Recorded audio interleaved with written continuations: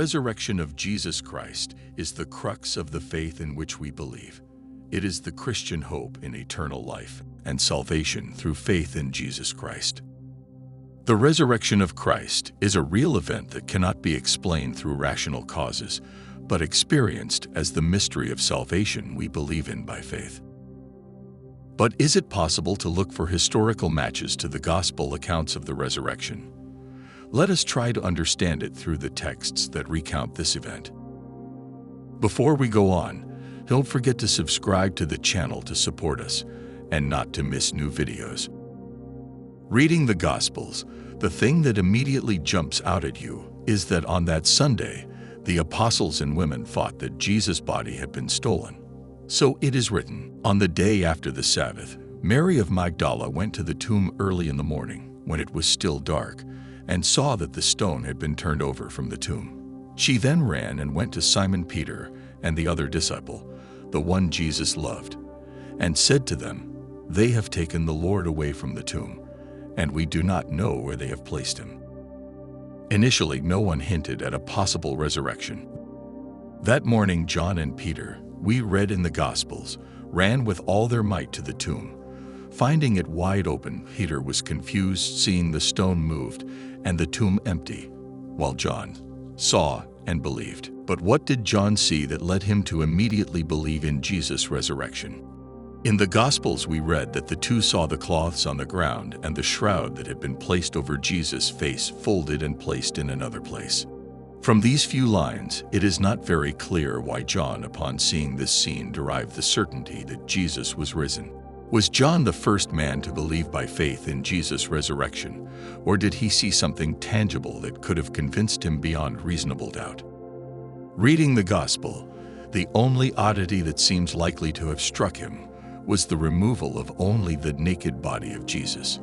If someone had stolen the body, why did he strip it from the cloths by throwing them on the ground?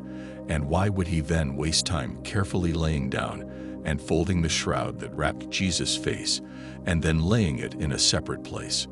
It is certainly an oddity, and one does not understand why. However, it does not seem to be enough to be able to state above any reasonable doubt that Jesus Christ was risen. Was there anything else inside the tomb?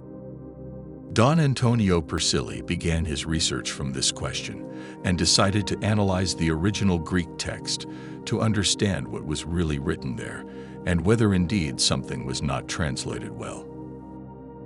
As he analyzed the text, he noticed that some translation errors create misunderstandings about what the two apostles saw.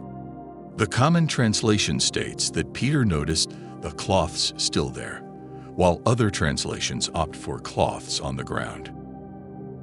Actually, according to Father Antonio Persili, the verb chime, from which the participle chimenet is derived, does not possess a generic meaning such as to be there or to stand on the ground. Rather, it indicates a precise position that implies lying horizontally, that is, that something is lying or sagging. This means that the two saw not the bandages on the ground, but the bandages lying down, distended without having been loosened or tampered with. In other words, the bandages sagged on themselves made it clear how the corpse had passed through them, slipped out of them without decomposing them, as a balloon sags when air escapes from a hole. Misinterpretations are also repeated, according to Don Persili, regarding the position of the shroud. The phrase in Greek does not say that the shroud was not together with the sheet, but that it was not drooping like the sheet.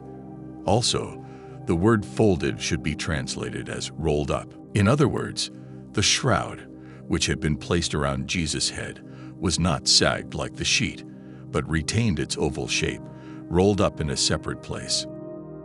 In this way, it was impossible for Jesus' body to have come out of the bandages for sudden resuscitation, or for it to have been taken away by friends or enemies without untying the bandages or tampering with them in some way. If the bandages remained in place, sagged in on themselves, but still wrapped, it was a sign that Jesus had emerged alive from the tomb by mysteriously removing himself from the cloths that wrapped him in a way we are unable to understand. John, an eyewitness to the event in his gospel, dwelling so minutely on the position of the bandages, gave us the first historical clue to the resurrection, describing the astonishment of the position of the bandages found exactly as they had been left, but without the body inside. Don Antonio Persili, in his book On the Trails of the Risen Christ, with Peter and John as eyewitnesses, he reconstructs in great detail what John saw, giving us a detailed reconstruction of the extraordinary disappearance of Jesus' body. Christ's resurrection is certainly an unfathomable mystery for us, one that we cannot explain based on our knowledge, a mystery we believe in by faith. But it is also true that Jesus left us signs that guide and illuminate our faith.